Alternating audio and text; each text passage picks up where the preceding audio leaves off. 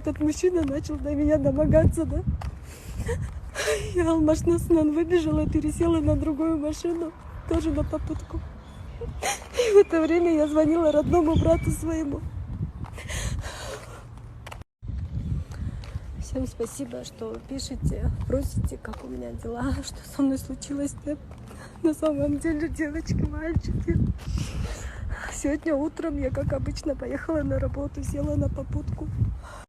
Подруги, друзья, все, кто на меня подписан, очень я вас прошу, максимально поддержите нашу семью. Я действительно очень нуждаюсь в вашей помощи, в вашей поддержке.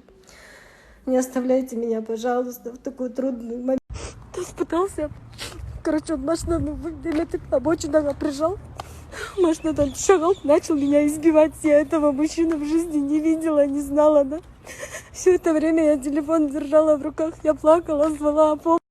И что самое обидное, что этот человек, к которому я садилась, он был бородатый, да, лет примерно 40-45. Я думала, он при намазе, да, че?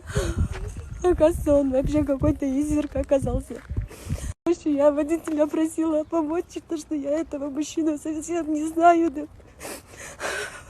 К счастью или не к счастью, я не знаю, подоспел мой брат, да. И он в области шеи, оказывается, пролетела, да. И тот человек, он упал. В общем, я не знаю, ребят, что делать на самом деле, как все это будет происходить, но шел момент, мой брат подоспел, да, успел. Он меня за волосы дергал, и уже на байке, говорю, у него в руках оружие Сыбарболчу, да, травматическое, и он просто выстрелил, и то случайно, да, и вот я очень надеюсь на вашу поддержку. Холнардан Гельза, поделитесь, пожалуйста.